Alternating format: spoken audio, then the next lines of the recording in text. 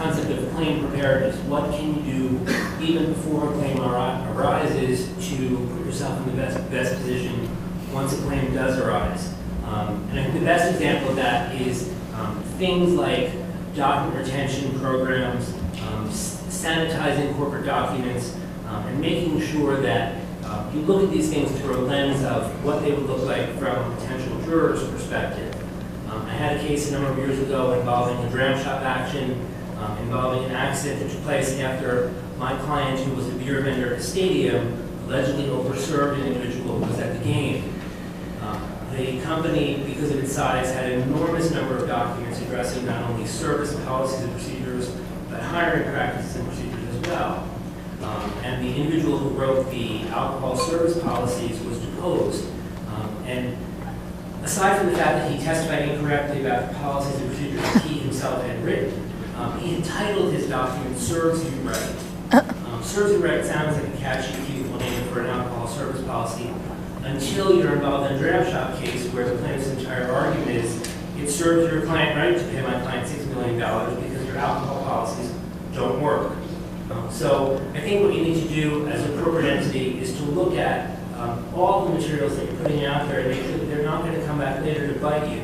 I think it's equally difficult as an employer and as a client, or rather as an employer and as someone who may be a client, to sanitize your internal documents, such as emails, for example.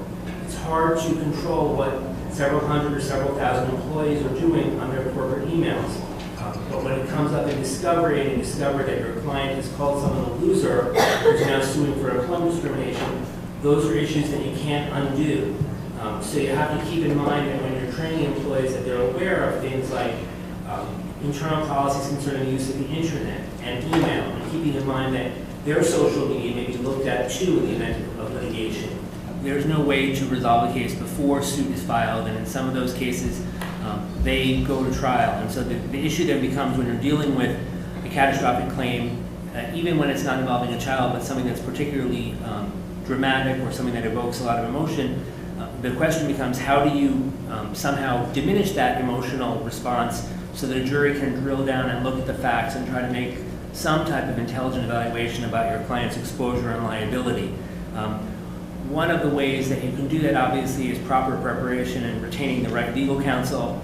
There's a lot more benefit, actually, preparing your own witnesses, because most of your stumbling blocks are going to be what is discovered from your own witnesses and in your own documents. And so that the preparation you devote to your own clients, I think, is more valuable, probably, ultimately, than what you can do with respect to adverse witnesses.